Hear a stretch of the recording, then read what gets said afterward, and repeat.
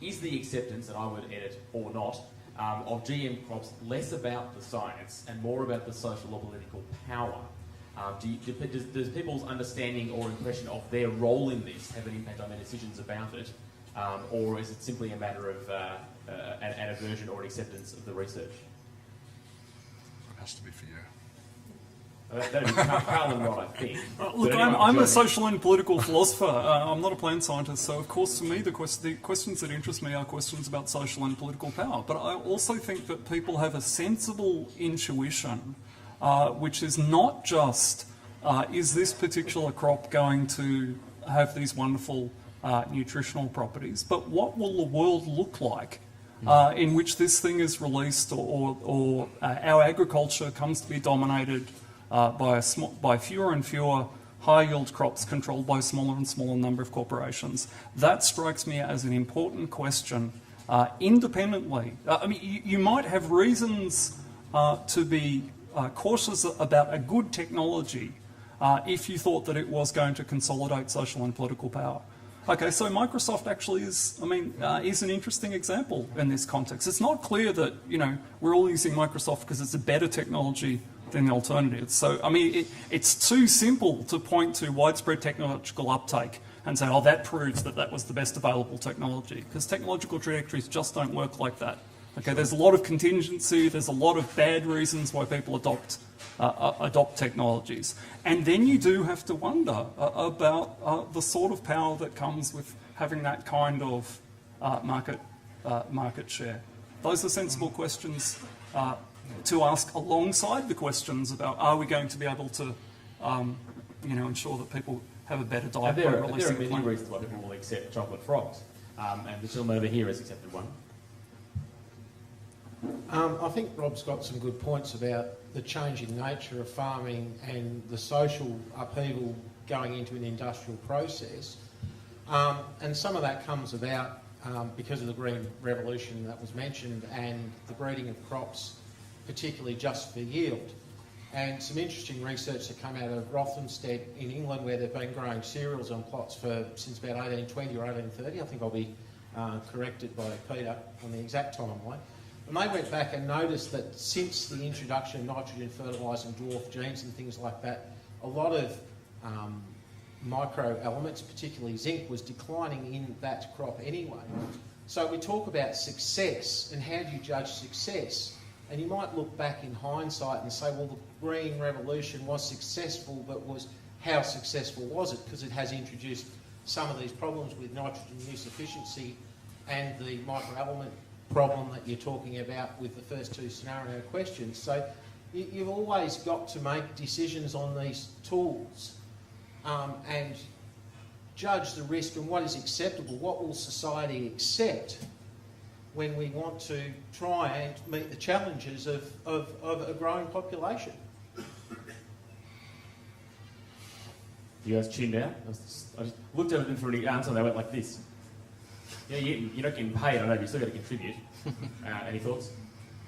Well, I think those are good points, and I essentially agree that and part of the difficulty that we've had, and it really goes back, I think, to our first scenario, is the market structure that's developed around agriculture and about the sale of agricultural products that focuses on particular aspects of a production system and doesn't, I suppose, reward growers for other aspects. If you just look within Australia, a farmer doesn't get paid a bonus if he's got high levels of iron and zinc in his or her grain.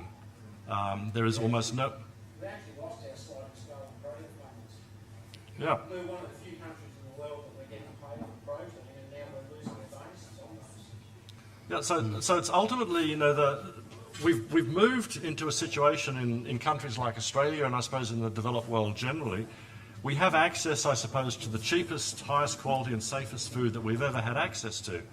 And people are spending very little money on their food. But the key decision-making process when they go to the supermarket is price rather than quality. And we've seen a whole range of issues that are coming from that. The Coles and Woolworths battle over milk and all the rest of it. And, ultimately the problem that seems to underlie that is sort of this almost lack of respect or disinterest in food, where food comes from, how it's produced, so that people are not rewarding either the industry or the growers for producing high quality food at the moment. And that's not a problem of the farming system, that's a problem of society more generally, I think. I know we had there's a comment way back at the start where we were discussing the idea of long-term studies of things, and there's a Twitter question that's come through which asks, and this is possibly for Alex, I think, because you're an expert, right? Just not politely. There you go. I think it's you modest thing. The question is simply, do we have enough theory, or I guess you could paraphrase that to be, is our understanding good enough to predict the effect of inserting novel genes into food species? No, I don't think we can predict exactly what's going to happen, because often inserting a gene is a random process, particularly in plants. But we can certainly evaluate them. Evaluate the risk, is that what you're suggesting? Yeah, evaluate the products. We can evaluate the products that we've produced, sure. But I don't think we can predict where exactly the gene's going to be inserted. Okay. But I think the point there is that if he wants to commercially exploit that, yes, he has to address a whole suite of risks. Right, so at the research level, it can be a little more vague, but once it gets to anything that's going to become a product in any way, there's a whole new level of regulation that needs to be met, and which may or may not have enough research around it. But it may be as simple as that he wants to trial testing the feeding of that to an animal, be a mouse through to a pig to a human. And then there's a whole suite of other regulations that will come into play. Sure. I think we have to remember as well that there's somehow, I think people have a view that the genome or the genetic makeup of an organism is somehow stable. It isn't. It's an incredibly dynamic structure. Now, Monica showed the structure of a DNA molecule, but this thing is in constant motion. In a normal organism, within your body, genes are changing, the genome is changing, the genes are moving, there's incredible flux. When you make a cross between two individuals, there's a complete reshake-up of the entire genome. Quite drastic changes occur over the entire genetic makeup of an organism. So, the disruption that's caused by inserting a gene is, a drop in the ocean, as it were, of what's happening normally within a plant and an organism. Well, I think that to sort of demonstrate that a little bit, if you look at the genome of wheat, it's a very, very large genome. In fact, it's 3 different plants that have sort of smashed themselves together to become what we have wheat as today. The amount of genetic information, all those A's, G's, C's and T's that Monica mentioned at the start, if you were to put that into books and stack those books one on top of each other, it would be the height of a 20-storey building. So that's how much genetic information is in one wheat plant. So when a plant breeder crosses a 20-storey building of wheat with another 20-storey building of wheat, they're shuffling huge chunks of this information. In the GM context, they're taking 1 or 2 or 3 or 4 pages and inserting that, and then looking for the effect. So I think we owe a lot to plant breeding and to the organisations like Peter's in terms of the skill that is being used to advance the diversity and utilising the diversity that exists within the species and varieties that we have existing today. And Rob had a thought, and there's a question on the side of the room here too. Do you still have a thought? Yeah, look, it's... Well, you're a philosopher, I presume you have at least one. It's often interesting to look at the analogies that people reach for, the comparisons they make when they think about new scenarios, and to think about how we might think differently if we changed those analogies. So, on the one hand, yes, there's a lot of kind of genetic variation, there's a lot of gene shuffling going on in the natural world, so maybe we shouldn't get so head up about genetic modification. But look what happens when a few genes move around the influenza virus. Okay, I mean, it's simply not the case that we can say, okay, it's only a small chunk of genetic information, nothing bad will happen. And look at I have some colleagues in Canberra who work on what's now called biosecurity. Everything is now about security. Once upon a time it would have been health or quarantine. Now it's all about security. But there's an enormous amount of concern within the life sciences about the possibility of people deliberately making small changes to pathogens to produce weapons. So if we looked at those comparisons, we looked at people deliberately engineering disease vectors, deliberately attacking crops or engineering viruses, we might suddenly not be so kind of, oh, what does it matter if we move a few genes around? Now, I'm not suggesting that people who are doing plant breeding are trying to achieve those results. Oh, come on. That'd be awesome. But it is this idea that you know, it's all just one big happy sort of DNA field out there, and it really doesn't matter how we mix and match. That doesn't. I would take issue a little bit with that as sort of a misrepresentation of I think the view that at least I was trying to present. I don't think there's any question that GM technology, like pretty well any other technology, can be used for negative ends. And I think if you look at the history of what happened with GM technology, it was actually the scientists in the late 1970s who themselves decided they wanted to put in place some sort of regulation. And that came from concerns about what had happened in the nuclear industry. The feeling that here was a great technology that had enormous potential for the benefit of mankind, and its prime use and the prime investment in its development had been to blow the stuffing out of people. And there was concern, we have a new technology, it can do fantastic things, it can also be used to do exactly the sorts of things that Rob was talking about. We need to ensure that that doesn't happen. We need to ensure that there's some kind of ethical standards, whether they've been effectively implemented or not is another issue. But it was the scientists themselves who said, hey, let's be careful that we don't go down the same path here. So they introduced the legislation. It was only in 2001 that we had the Gene Technology Act implemented in Australia. Up till that point, the regulation in this country was entirely voluntary. And every major organisation in this country signed up to those voluntary regulations. I remember I was employed at the University of Adelaide, and one of the terms of employment was you disobey these guidelines and you're out on your ear, mate, or words to that effect. I wish they were the words. How cool would that have looked?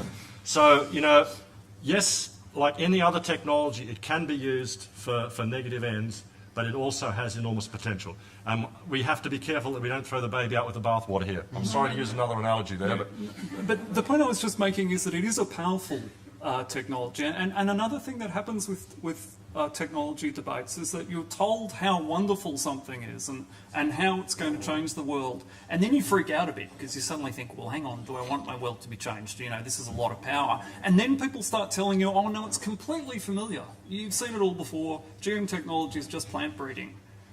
Okay, but if that was really the case, we wouldn't be having these kinds of discussions. And if you think about what happens when researchers pitch a technology, they don't say, fund me, I'm doing something we've done for 10,000 years and it won't make very much difference at all. They say, fund me, I'm going to do something absolutely amazing. I think about 10,000 years old. But I think Peter raises the issue, though, that the scientists themselves started the issue of regulation and ensuring that the dual use dilemma is taken care of up front. And whilst, yes, there's that element that you could use it for good, you could use it for evil, predominantly people want to use it for good, and that's the good news story that people have been talking about. But the cold hard reality when it comes to GM, who's been using it for evil? Sorry, you're missing my point. My point is not a point about scientists. My point is not a claim that scientists are evil. It's simply that if somebody tells you that there's nothing to worry with GM because it's just like plant breeding, or alternatively because there's just one big genome out there, lots of horizontal gene transfers happening anyway. But that's because we're defensive. You know, we're scientists and we're attacked, and we're attacked about our ethics and about the direction we're going in, and so we go to defensive mode, and that is to basically say, yeah, but you know, realistically, we're not doing something so terrible. If we return to Carl's metaphor, if we return to Carl's metaphor of the books, I think what Rod's really trying to say is that a change to a few pages can be a high impact thing. And if you take, for example, the epilogue in the last Harry Potter book, destroyed the whole series for me. It was a terrible series, about 20 pages, but it destroyed the whole thing. But the point there, though, is, Chris, that for those small number of pages that are put in to a GM plant, there is a huge amount of regulation and testing that goes on to address things such as risk to human health and safety and environmental safety. Yet for conventional plant breeding, we don't regulate that at all. Which I'm just not our topic at all, but it brings me back to a belief I've had for a long time, and that is that J.K. Rowling needs an editor, desperately. Now, there's a question here. I think Shane Mahan has been beside himself. Okay, coming back to the earlier point made up here, and then the 10% coming from 10% of crops being GM related. Are we at a point of technological advancement where we can really have a significant difference? So apparently we've only really had a couple of influences that have added to the GM crops, and those crops have got particular resistances. Are we at a point where we can contribute in significant ways in other areas of GM crops to improve, say, the nitrogen fertiliser problem, or are we at a point where we can do that, or is there a lot of research needed? So are we looking at a 20-year prospect, or are we looking at a shorter term prospect? Is this technology already out there?